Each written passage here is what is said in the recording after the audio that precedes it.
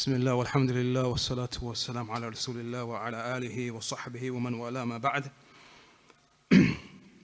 So continuing with where we finished in the previous dars, we came to the chapter باب من الشرك لبس الحلقة والخيط ونحوهما لرفع البلاء أو دفعه.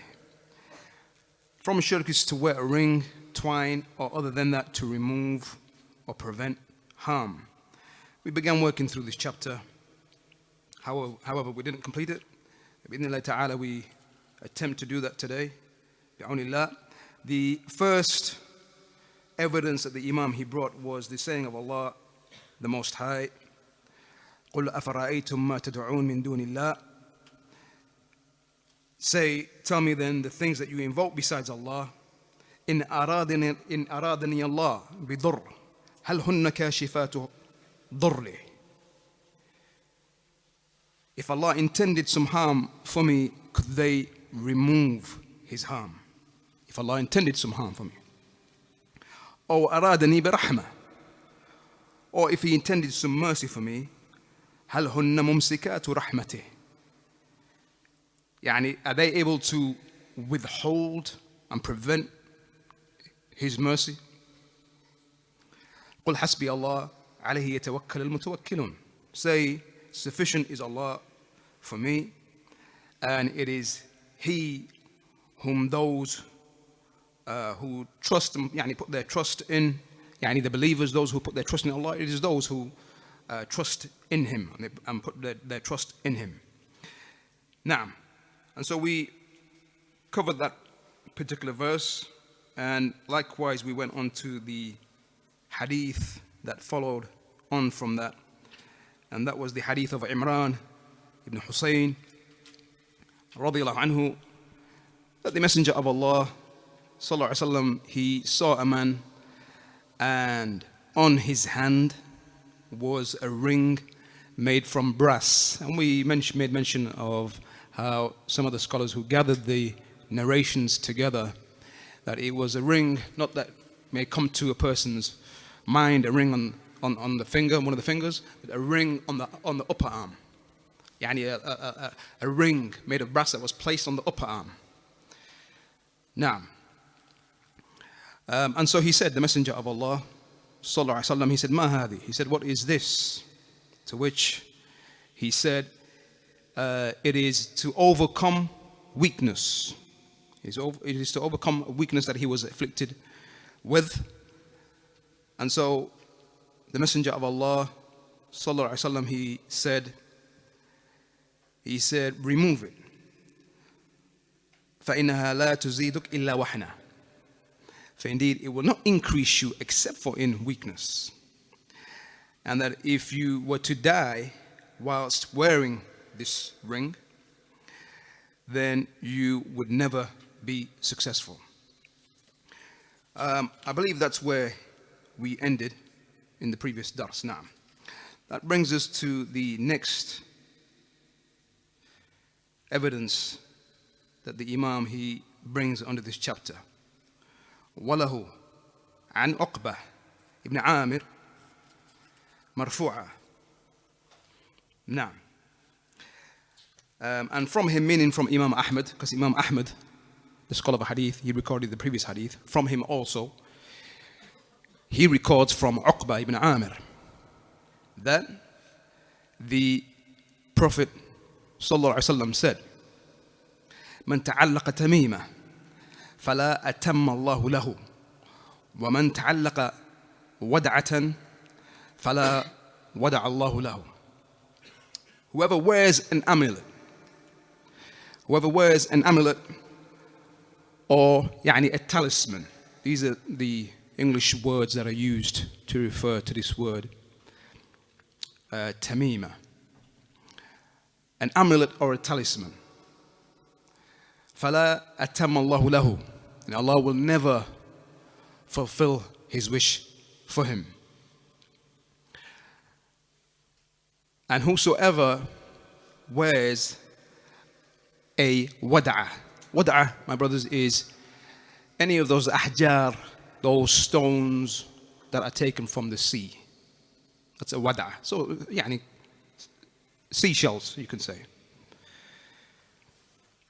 The Messenger of Allah, sallallahu alaihi wasallam, he said, فَلَا وَدَعَ اللَّهُ لَهُ. Allah will not grant him peace and rest. You can see the form, or yani, the way that the meaning has been put across here. It has been yani, explained to mean here that whosoever wears such things, this is the outcome, meaning by way of khabar, by way of information, that whoever wears an amulet, then Allah will not fulfill his wish, by way of khabar, informing. But some of the scholars have mentioned that this is, it is also a dua. It is also a dua. This particular structure of yani, language here can also come with the meaning of dua, meaning whosoever wears an amulet, may Allah not fulfill his wish for him. So, yani, a dua against him. And whosoever wears a seashell, then may Allah not grant him peace and rest. So some of the scholars explain this to mean that the Messenger of Allah sallallahu alaihi wasallam is making dua against such a person. Now, a benefit here from Shaykh Salih al-Shaykh hafidhahullah. He said that tamima, that word tamima, as we said, we translated that as amulet or talisman in English. And even that word requires some explanation in English. What's an amulet? What's a talisman? In English, that's anything that is yani, worn or taken, such as any type of object, typically a ring or a stone or an ornament, which a person believes brings about some good or benefit, and wards off evil, harm, or danger. Okay, so a talisman, but in English this is what they explain an amulet or talisman to be. An object such as a ring, stone, an ornament that is taken by a person who believes that particular thing can bring about benefit or good and ward off harm and evil. Tamima, as for in the Arabic language, tamima, the meaning of that, Shaykh Salih al-Shaykh, he says here, سميت تميمة لاعتقاده فيها أنه بها يتم له الأمر الذي يريد. Tamima, or that thing, has been referred to tamima in Arabic because of the belief that person holds in that thing that he has taken, that thing that he has hung around his neck or worn around his arm or hung somewhere. He believes that thing will complete for him the affair that he wants. To complete in Arabic, how do we say that? The verb, to complete. He completed. Akmala is one word. What's another word? Tamma yatim. Tamma yatim. To complete. To make something complete. Tamma yatim. That is why, look how the Messenger of Allah sallallahu alaihi wasallam, he made dua. What did he say? After that, man ta'allaqa tamima. Whoever wears a tamima, what did he say? Fala atam Allah. Then may Allah not complete for him his wish. That is why it is called tamima, because a person hopes by that thing his wish, or that thing that he wants, will be completed by way of it. واضح? Is that clear? Now, another benefit, this time from Shaykh Salih al-Fawzan, hafidhahullah ta'ala, is man ta'allaqa. Here the Messenger of Allah sallallahu alaihi wasallam, he said man ta'allaqa. Ta'allaq, anyone know the meaning of this? يتعلق to hang something, or also to become attached to something. تعلق بشيء, to become attached to something or to hang something. So here من تعلق أي علق هذا الشيء على جسمه. He hung this thing on his body or attached it to his body. However, not just that. أو علق قلبه به, or he attached his heart to that thing. It doesn't necessarily mean he attaches that thing to his body and it's only attached to the body or hung around the body or on the body, but he could have it separate from his body, but he's attached to that thing. And so a person can take something and attach it around other than his body. As they do.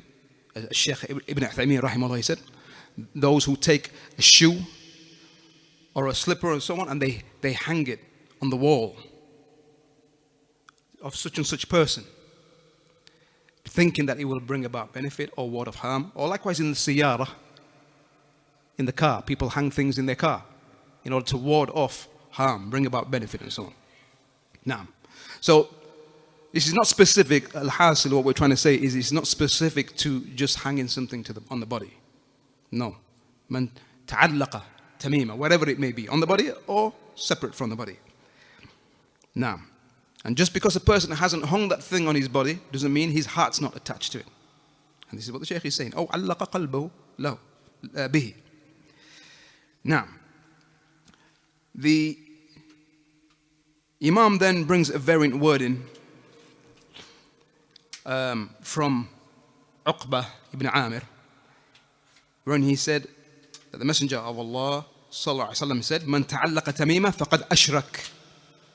Whoever wears a talisman, faqad ashrak, has indeed committed shirk. Has indeed committed shirk. Now, here we turn to Shaykh Salih Fawzan Hafidhullah Ta'ala, because he brings a beautiful benefit here. And the Shaykh, he mentions here that one may ask, you may ask, Ma naw' hada shirk? What type is this shirk that the Messenger of Allah Sallallahu Alaihi Wasallam is referring to? And it's a serious affair, hence why we chose this book, hence why a Muslim needs to continuously study this affair. And as we're going to see in the next narration that the Imam he brings, and a narration from a Sahabi, and how he recited a verse, and from that verse we learn how many from those who believe, or many of them do not believe except that they commit shirk. Many believe but commit shirk. Naam, which shows to us the serious nature of this topic and this tawheed. If we've been created for this tawheed, it is upon us to study this matter to a detail that we've not studied anything else. If there's anything that requires all of our attention and committing our time and energy and sacrifice in studying something, mastering something, then it has to be this. And as I read whilst preparing for today's lesson, an example that was given regarding learning tawheed and that which opposes it. If we take, for example, wudu, a person cannot complete his wudu until he learns, and he cannot perfect his wudu until he learns that which nullifies his wudu, or that which comes and decreases the perfection of his wudu, or decreases the reward. So, as an example, if you were responsible after Allah Ta'ala guided an individual to Al-Islam, Now you're in the position to teach this person how to pray. A new Muslim. You teach this new Muslim how to pray. You show him how to make wudu. Your utmost concern first and foremost with him is that he needs to pray. I'm going to show him how to pray. He needs to learn that immediately. So you show him how to pray. But you don't have all the time to go and show him and tell him all of the rulings of wudu. But you simply teach him how to make the wudu. He's made the wudu. You haven't gone into the details of wudu. It's nullifiers. That which come and diminish the reward of the wudu, or causes it to be deficient. He's made wudu. So he's in a state of tahara and he prays. But you haven't taught him that passing wind, urinating, defecating nullifies the wudu. He doesn't know that. So he goes around the whole day. He hasn't been taught this, nor has he learnt it. He goes around the whole day thinking he's in a state of tahara. And he prays the rest of the prayer. He goes around breaking wind all day, let's say. And he has no idea that his tahara is broken because, why? No one's told him. And he hasn't learned. So look how a person, if he doesn't learn, or if he isn't taught, he can do something which nullifies completely that very thing, and he doesn't even know. The importance of learning the nullifiers of a tawheed. كذلك, you tell him, all right, this is the wudu, but if you pass wind, you break, you urinate, you defecate, you have to perform the ablution again, the wudu. Okay, now he knows this. However, there are things that also, although he knows the nullifiers, there are things that diminish the his wudu by way of its perfection, decrease it, make it deficient. So, for example, as has come in the hadith, wherein the Messenger of Allah, sallallahu alaihi wasallam, the hadith of Abu Hurraira in Sahih Muslim and other than Sahih Muslim, waylun lil'aqab min an-nar, woe to the heels that are in the fire. When he saw a man making wudu, but he left a spot on his ankle, on his heel, the heels of his feet. The Messenger of Allah says, waylun, woe to the heels in the fire. Because a person, from the completion of the wudu, to perfect it, is isbagh al-wudu, to make sure the body parts that are washed during wudu are washed properly. And if not, then the person's wudu is deficient and possibly even mu'arrad lil-'adhab. It's liable to punishment. Liable to punishment. Naam.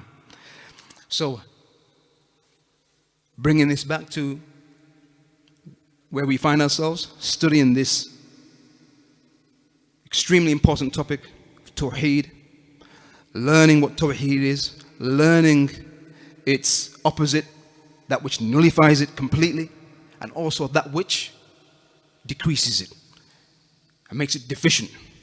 Some of these deficiencies can lead it to eventually to this person carrying out a nullifier, falling into a nullifier which then exits them out of tawheed completely. As we're going to see here from the kalam of Shaykh Salih al-Fawzan, Hafidhullah Ta'ala, he says that if you were to ask, what type of shirk is this here that the Messenger of Allah is referring to in this hadith? Whoever wears a talisman has committed shirk. Extremely important matter here now. And us, given our backgrounds and our people, we know that from our people, those who have been trialed and afflicted with these matters, wearing amulets and talismans and things around their necks and their arms, placing things around the house. This is not something that we hear about and we read about, something of the previous generations, and something we just need to be aware of, but we never see it. We see it in our homes. We see it from the closest of people to us, wearing these things and taking these things as means of protection or bringing about benefit and so on. So the Shaykh, he says, He says, is it shirk al-akbar, the major shirk which exits a person outside of tawheed and al-Islam? نقول, we say, فيه تفصيل, we say there's detail here. If the person who wears this talisman, يرى أنها, he sees and he believes it, يعني that he protects him من دون الله, besides Allah. This particular thing itself, this amulet, this talisman, this ring, this twine, it protects him. That thing in itself, not Allah, that thing. فهذا شرك أكبر. Then this is major shirk. Now, as for if he believes that it is a sabab faqat, it is just a means, it is a means. That this talisman, this amulet, this ornament that he's taken, this ring, this stone, this whatever, that in and of itself doesn't bring about benefit or harm, but it is a means. It is a sabab only. And Allah, wal-waqi huwa Allah, and Allah is the one who protects. فَهَذَا شِرْكٌ أَصْغَرٌ. Then this is minor shirk, لأن الله لم يجعل هذه الأشياء سببا. Then that is minor shirk, because Allah Tabarak wa Ta'ala did not make those things as means. And due to these things lead into the major shirk. That is why it is referred to as a minor shirk. Person who holds this belief, wears an amulet, holds the belief that this thing doesn't bring about harm, doesn't bring about benefit or ward of harm. That is Allah. But it is a means for bringing that benefit about from Allah. If I wear this, then Allah will bring about the benefit or ward of the harm. Then although this person hasn't committed that major shirk, it is minor shirk, but it is feared for him, greatly feared for him, that it will lead to the major shirk. That is why it is referred to as minor shirk. And it is a major sin, and as we're going to see, it is greater than the major sins. Greater than the rest of the major sins. Greater. Do not be fooled by the word minor. When you hear minor, you think, okay, it's minor. It's a minor thing. No. It's still major. It's a major sin. It's a major sin and the worst of the major sins. Meaning it is worse than killing. Worse than adultery. Worse than stealing and so on. Worse than drinking khamr. You have to remember this.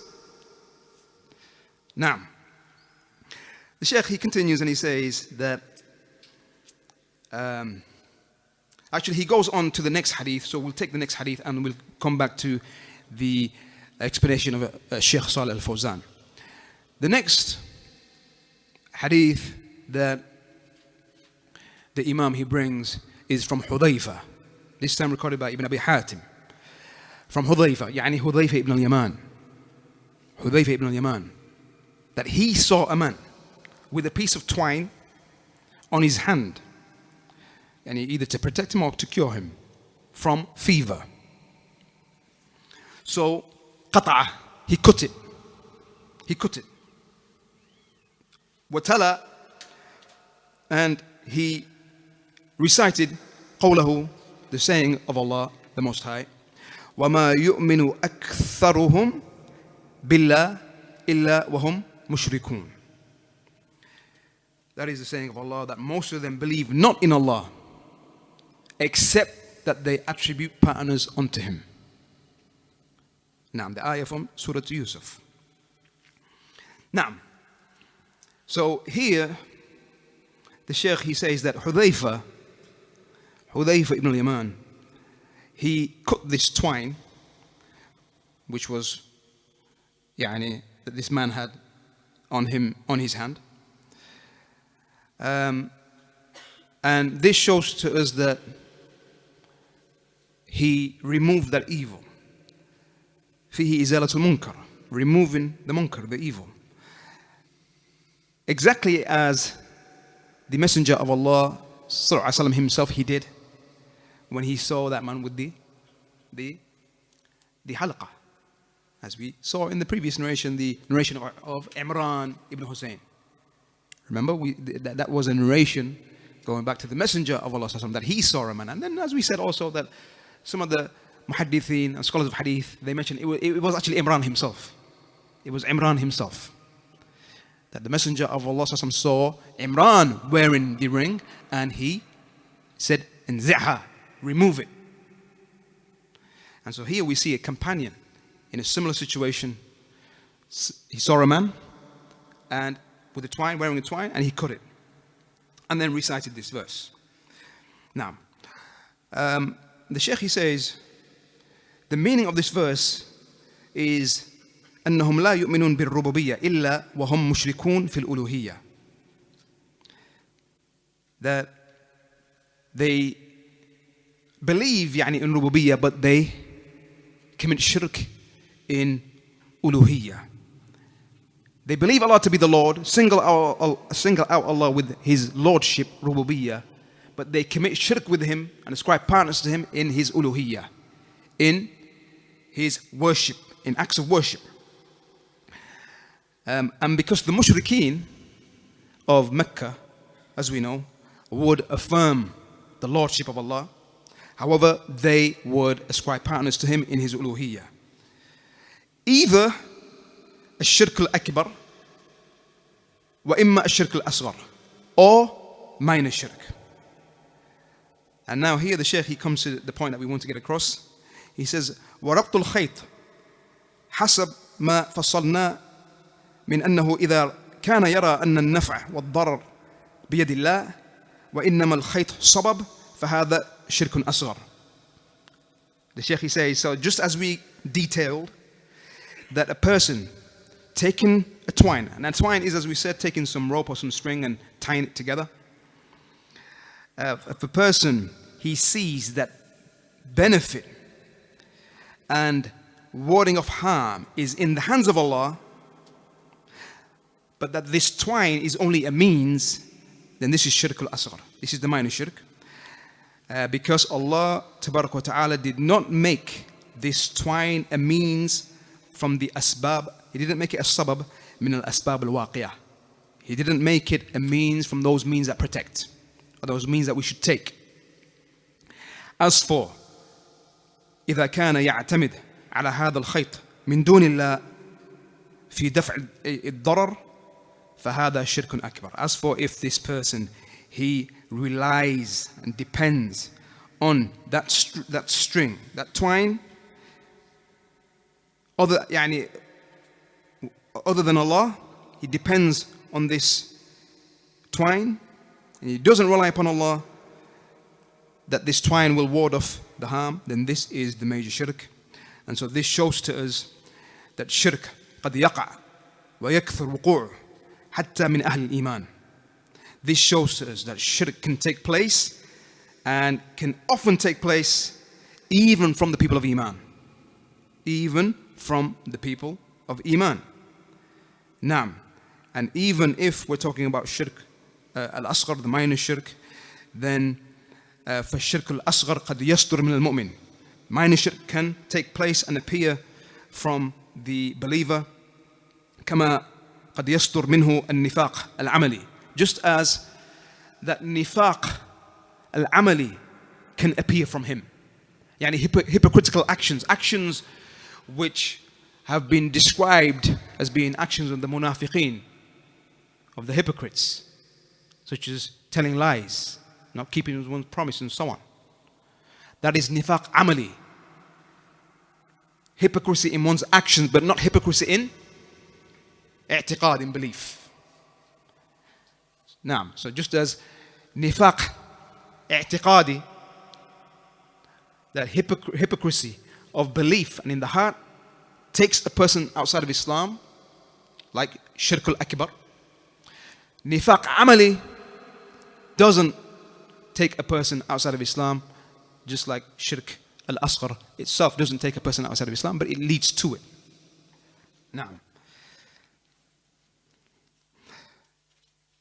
Now, as for if a person, he, as the Shaykh, he said, if he relies on this particular khayt, this twine, or this amulet and so on, then that is a shirk al-akbar, the major shirk, that which negates Iman. Ash-shirk al-asghar, the minor shirk, it diminishes a person's Iman, yani it weakens it, and it weakens a person's tawheed. Naam. Naam.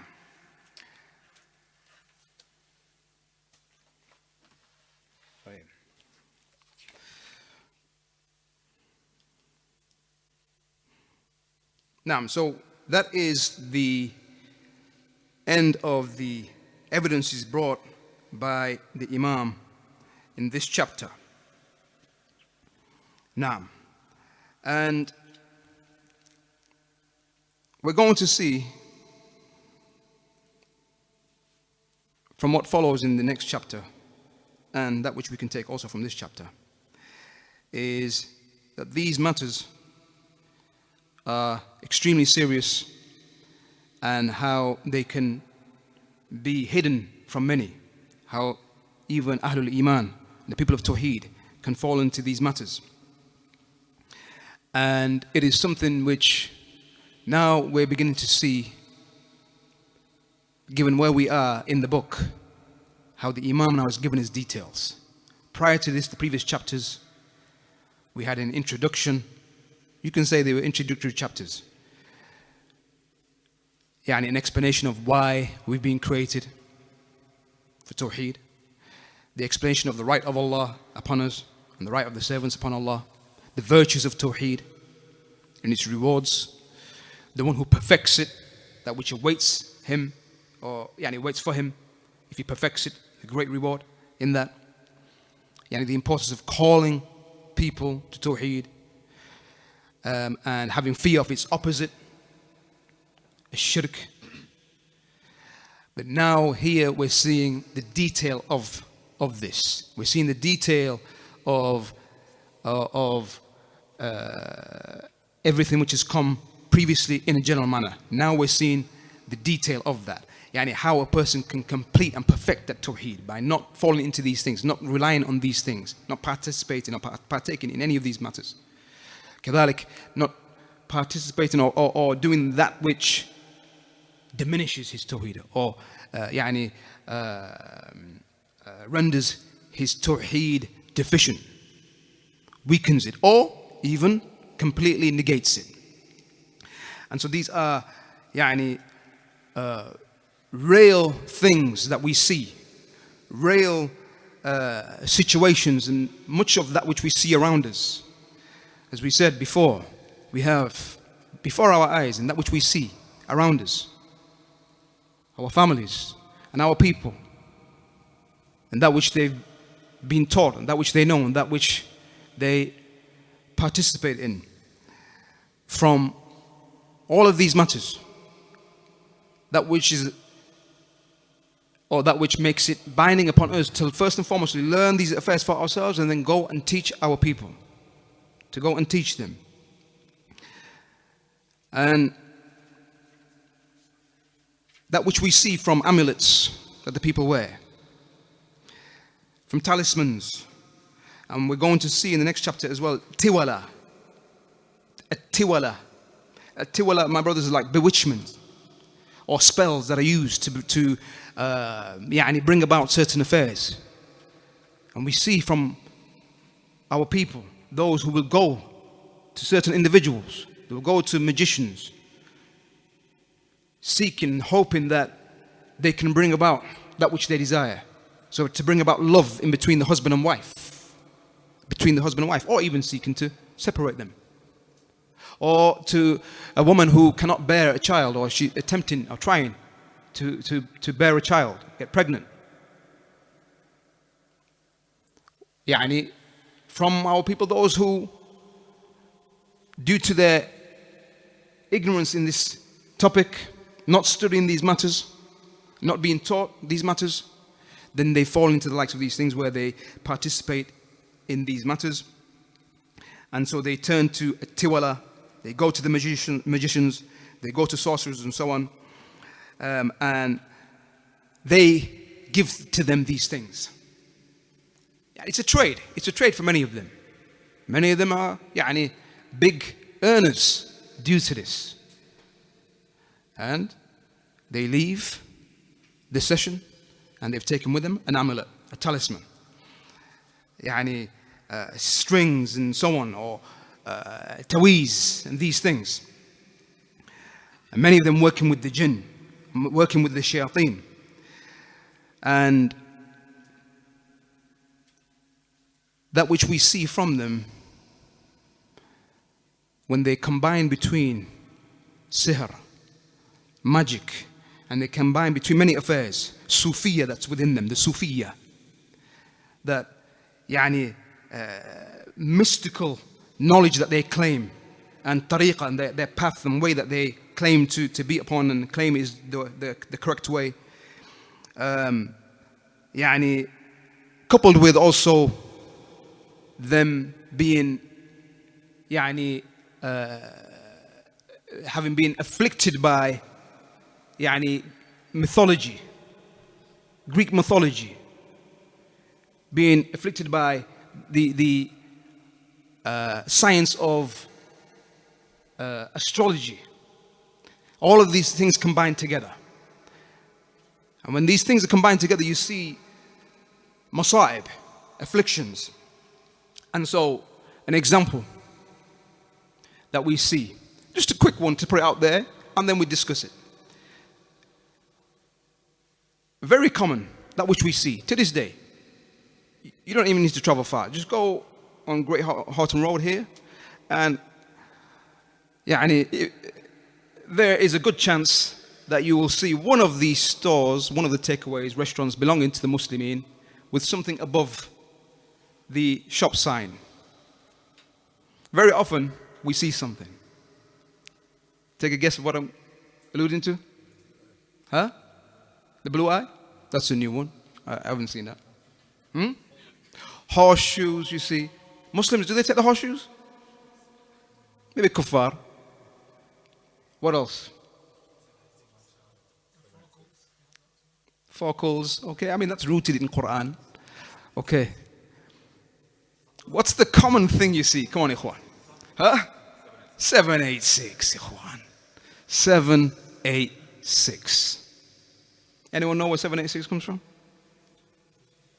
What's the asl of 786? Where does it come from? Ahsant. Now, so 786, they say it's Bismillahir Rahmanir Rahim. 786. But where is that taken from? That's taken from that which is referred to as Ilm al-Huruf. Ilm al-Huruf. The science of letters. The science of letters. Yani it's a decimal alphabetic numeral system.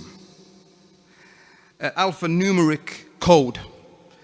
Yani they assign values to every letter, Arabic letter. Yani they call it the huruf al-jummal. Huruf al-jummal, also al-abjadiyya. Al-abjadiyya, huruf al-jummal.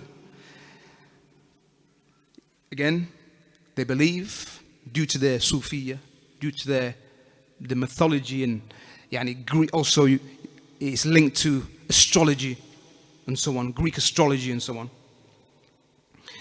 The end result is the following. Yani you get, and we'll give examples.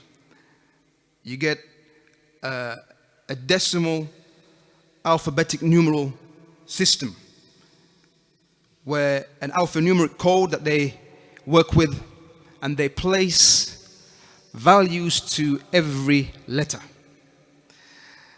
So they assign values to every letter. For example, alif 1, ba 2, and so on. Ghain, for example, is 100. They give whatever system they work with. Yani each letter has a value.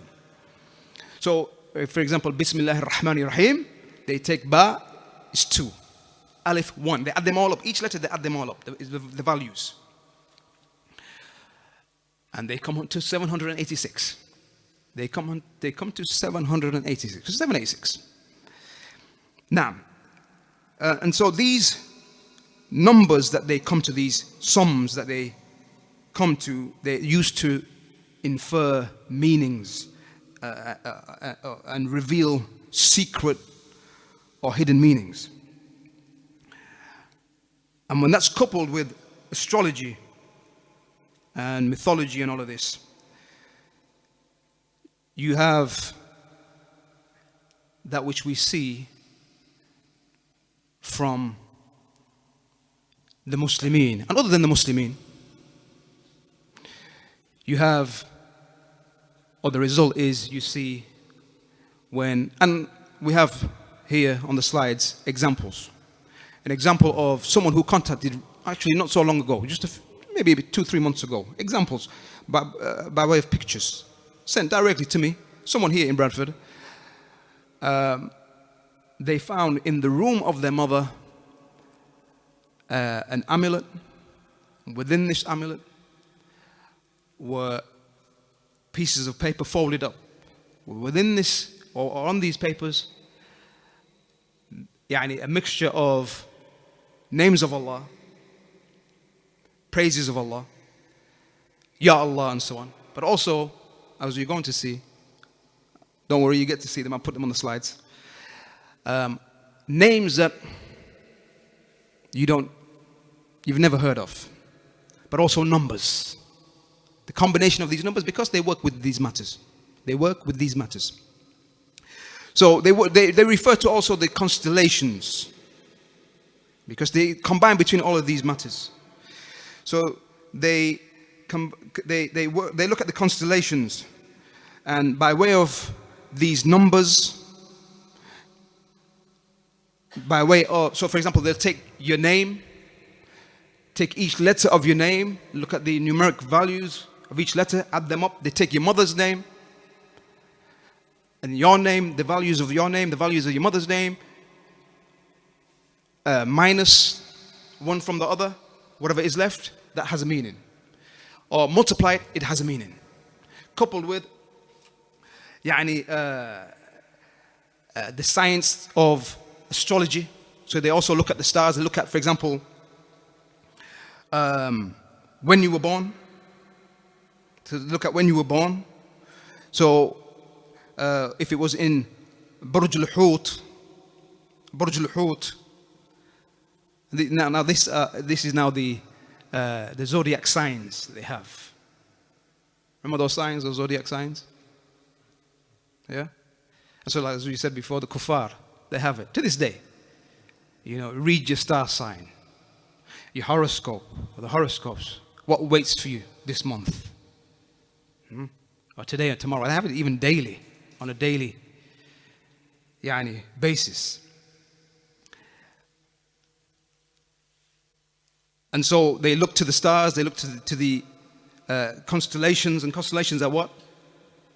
Groups of stars. And they look at the celestial sphere, the sun, the moon, the stars, the planets, their movements, their position, or the position of the sun and so on, at given times throughout the year.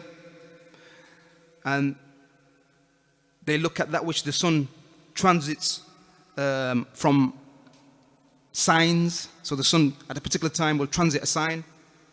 A constellation of stars, group of stars, that which may resemble an animal or a body and so on. Rooted in what? Greek mythology. It's all rooted in Greek mythology.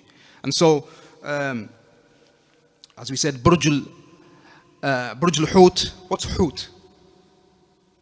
What's Hut in Arabic? Fish. Like, which one are they referring to? Which star sign? Can anyone work it out? Pisces. Pisces.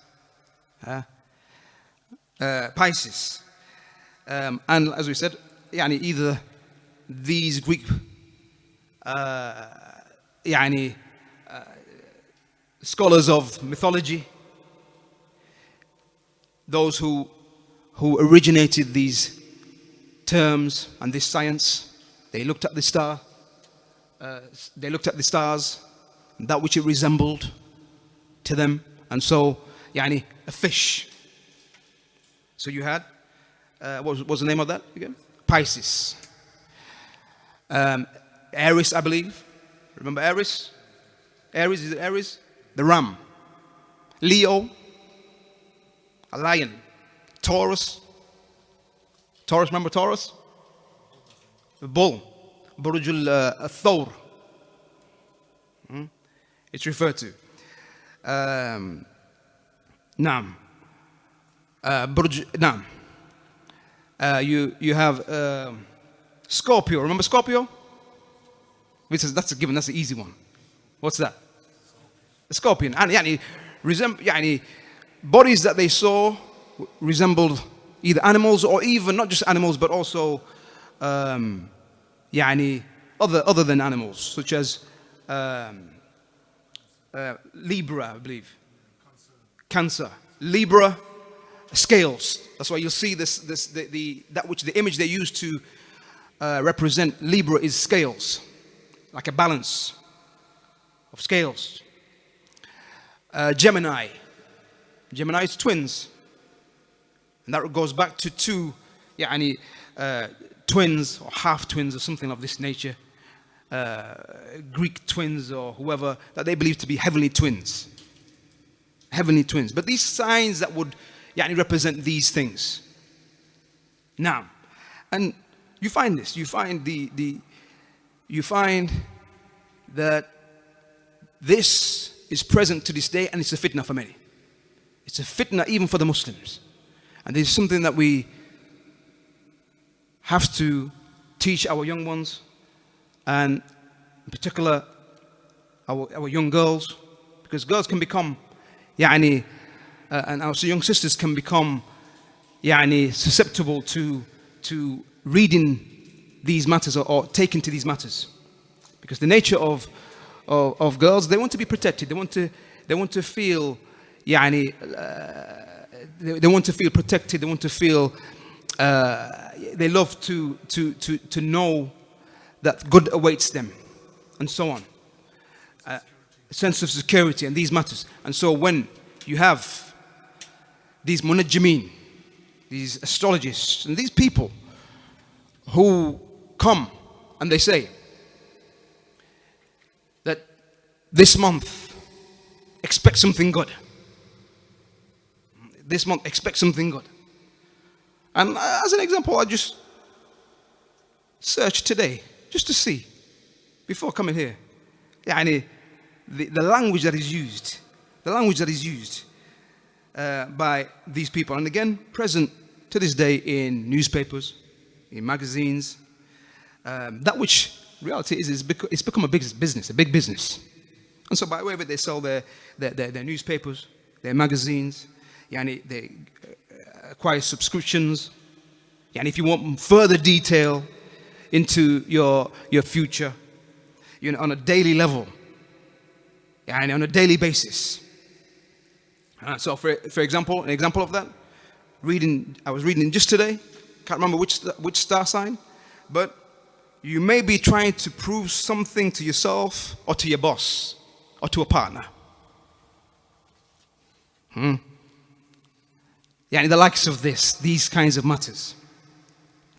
And subhanAllah, how many of them, they buy these descriptions, and they fall for them, and they become moved by them and attach themselves to these things. That which is so weak and batil. I read one which said, some changes will come. Yeah, subhanAllah.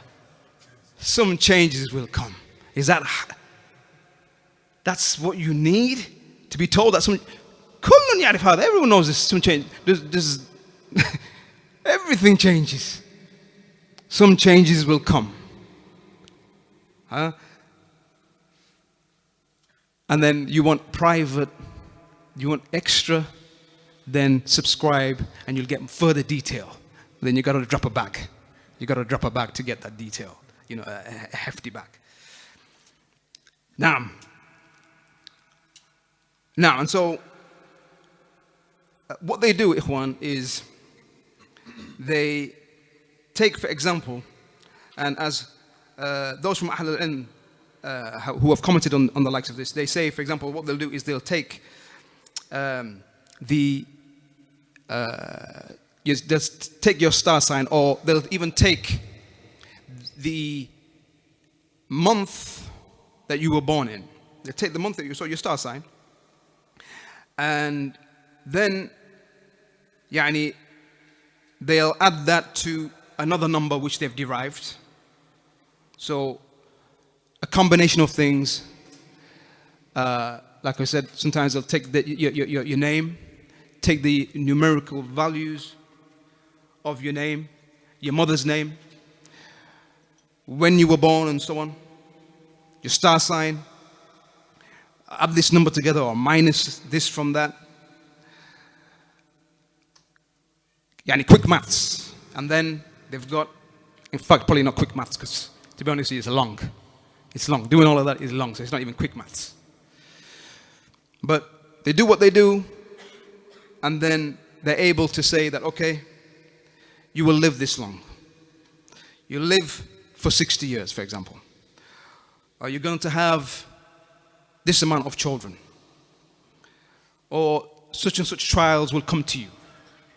The likes of this. And so, as an example, Imām al-Tabari, in his Tariq, he mentioned that Al-Wathiq Billah, one of the Khulafa of Baghdad, Al-Wathiq, he became ill. He became ill, and he gathered the Munajjimin.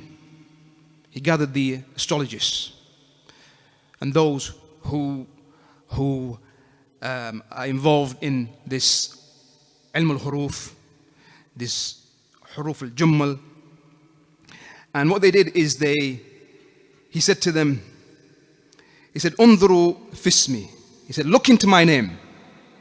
وَطَالِعُوا كَمْ بَقِي فِي عُمْرِهِ." He said to them, look into my name, so use the huruf al-jummal,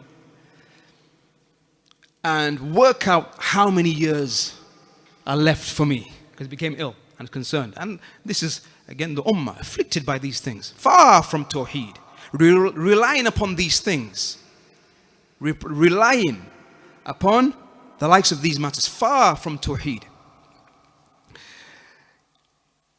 And what he did is he called 50 of them, and he separated each one of them, that they couldn't work together, and he wanted to know if they would all come to the same answer. And they did, fi'lan. They all came to the same answer. They took his name, took whatever else, long maths, not quick maths, long maths, and then they all came and they said 50 years. 50 years. Maybe they decided, let's give each one of us give a year each, because there were 50 of them. But they actually came to the number 50. They said, you live for 50 years from here. فَفَرَّ وَصُرَّ. So he became happy. He became happy. But then Tabari, he mentions, ثُمَّ لَمْ يَمْكُثْ إِلَّا عَشْرَةَ أَيَّامَ وَمَاتٍ. Then he only remained for another 10 days and then died. Now, al-amur biyad Allah.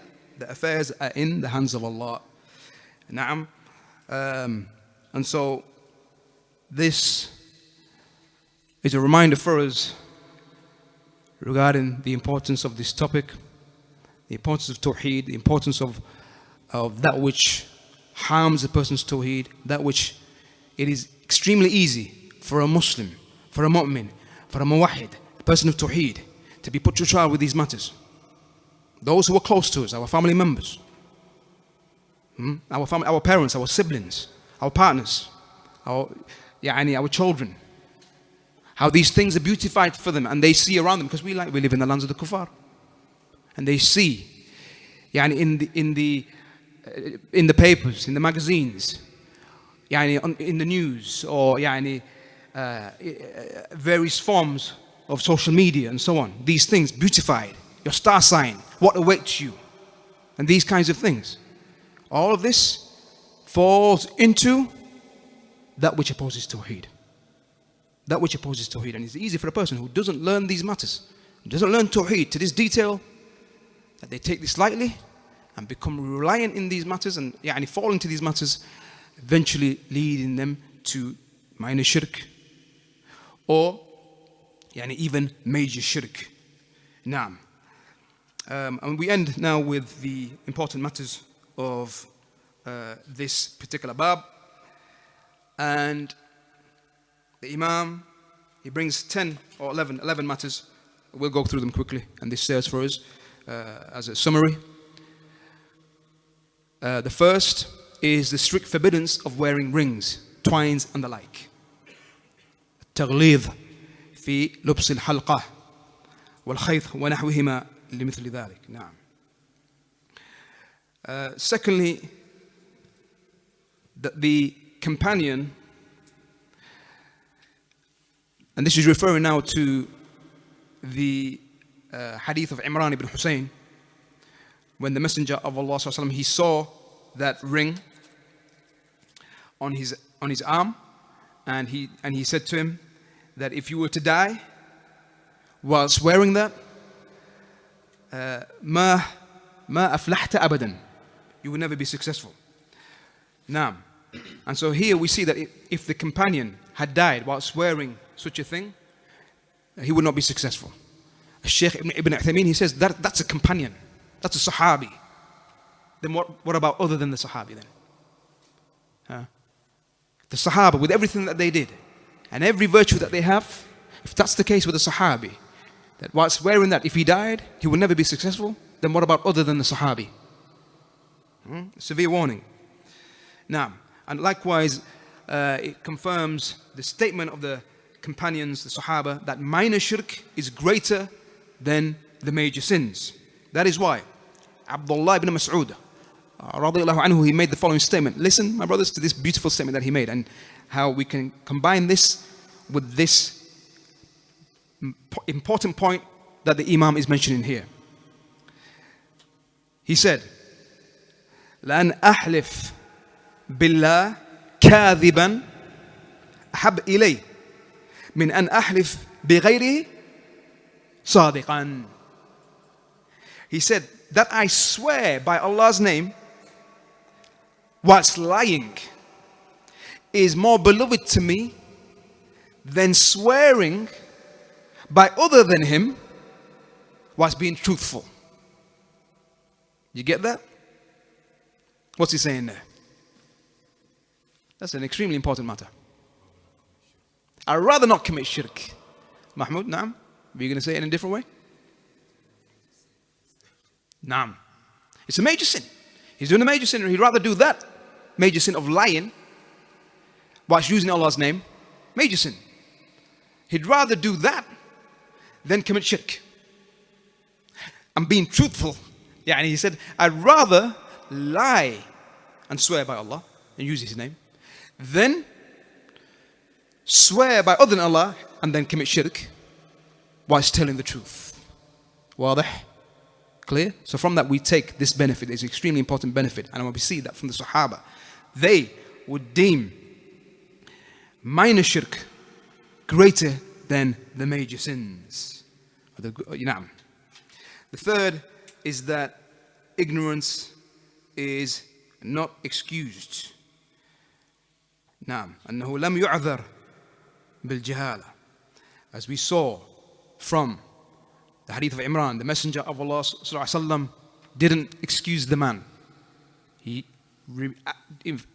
commanded him to remove it. I didn't say, oh, because he's ignorant, just leave him. He wasn't excused. Likewise, Hudayfa took the twine and cut it. Didn't leave them to the excuses. No. The fourth is that they won't benefit in this life, meaning these matters, twines, rings, and amulets and so on, they will not benefit. They will not benefit an individual. Rather, they will bring about harm. As the Messenger of Allah sallallahu alaihi wasallam, he said, it will not increase you except in weakness. So they don't benefit. They don't bring about any benefit. Now, the fifth matter is the severe censor of the one who does such a deed.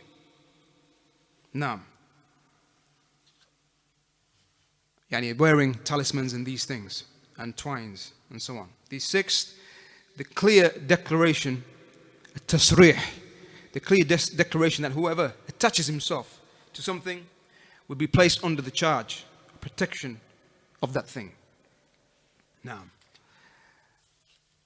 Now, that is the sixth. The seventh is the clear declaration that whoever wears an amulet has committed shirk. And that is taken from the saying of the Messenger of Allah sallallahu alaihi wasallam, "Man ta'allaqa tamima faqad ashrak." Clear. Now, the eighth is that hanging a twine, whether that is from seeking protection or seeking to be cured from al-humma, fever, then that is a shirk. What type of shirk is it? Depends. Ahsan, that's the answer I was looking for. We say here there's detail. What's the detail? It's minor but major, but that seems contradictory. Depends. Okay, it depends, but it depends on what? Intention. So give me a detail on that intention. Basically, if he believes it's from Allah. If he believes what's from Allah. If he believes that the cure is from Allah, but he still wears whatever he wears, then it's minor shirk. Now, why is it minor shirk? Because he believes it's a means, but it's not really the means. Because he's taken it as a means which Allah did not make as a means. Ahsan, naam, good answer there. So, the reason why it is minor shirk is because he is taking something as a means which Allah didn't legislate to be a means. And he believes that this particular thing itself doesn't bring about benefit or word of harm, but it is Allah that does that. However, he wears it as a means. Tayyib, that's minor shirk. What about the one who intends it the other way? What does he believe in? For it to be major shirk, then he must believe that thing itself brings the cure or protects him. Now, that's the detail there. So, again, extremely important for us to know that detail. Not every family member we see wearing something, do we now say, oh, it's committing shirk, major shirk, and behave as though it's major shirk. We have to come with that detail. Naam. Tayyib. The ninth matter is that Hudayfa reciting the verse, that's autocorrect, proves, the verse proves, sorry, not prices, proves, autocorrect on the computer. Hudayfa reciting the verse proves that the companions would use as evidence and as proof verses which are in regards to major shirk or refer to major shirk. They will use it against minor shirk, or use it to prove to the verses that would refer to major shirk. They would use it in the instance to prove against minor shirk also, because the verse was referring to major shirk, but they used it, and we saw Hudayfa reciting it as proof against the one who had fallen into minor shirk. Minor shirk. Just as Ibn Abbas he did with the verse from Surah Al-Baqarah. Which verse? Good, you didn't know. I was hoping none of you would know, so we could set it as homework. That's the homework. Bring the verse. Bring the verse next week. If I forget, you can remind me. That's your homework. Now, Tayyib. The 10th, that hanging seashells to protect from the evil eye is likewise from that.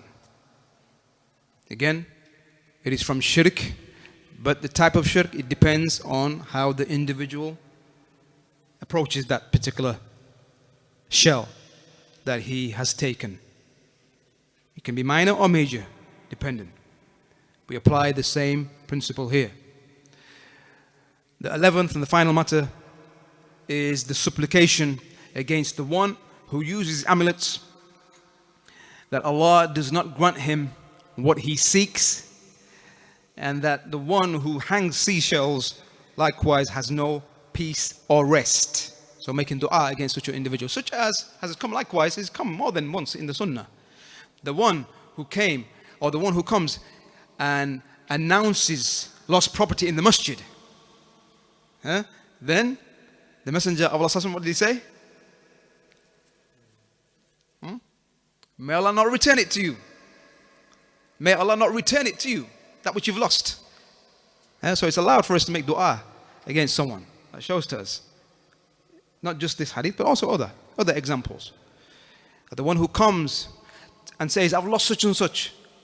The masajid, we know, have not been built for this. And that is the wisdom behind that is to prevent the masajid and the houses of Allah to become a place of announcements, announcing affairs of the dunya. And so before you know it, the houses of Allah become places of announcements, and before you know it, an auction is taking place in the masjid. So this is from Sadd al-Dhara'i, that Islam prevents these matters.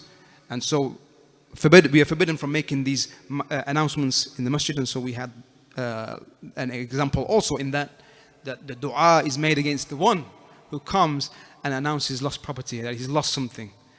And so we can make dua against such an individual. May Allah not return that to you. نعم وفق الله الجميع لما يحبه ويرضى وصلى الله وسلم على نبينا محمد وعلى آله وصحبه أجمعين. نعم, that's the end of that bab, and we continue with the next bab next week بإذن الله تعالى وجزاكم الله خيرا.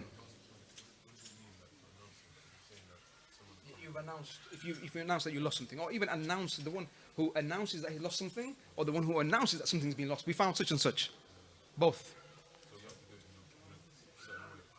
It's not announced. It's not announced. Outside of the masjid, maybe something will be put out. Haram. Haram, no. Haram, no.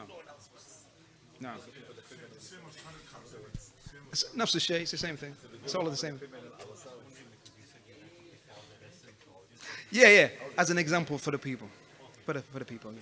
What if you've lost something in the masjid itself? You don't ask them about that as well. If you lost something in the masjid, In the masjid itself. it proves that you're not allowed to come and start announcing it. As in, like, you come out and... That's for if you come. That's for if you come and you go to the caretaker. No. There you are. You go to the caretaker, and that's not announcing. You're not coming here and announcing before the people. But you can come to the caretaker and say, brother, I think I lost my phone. And he says, you know what? That's where the lost property is.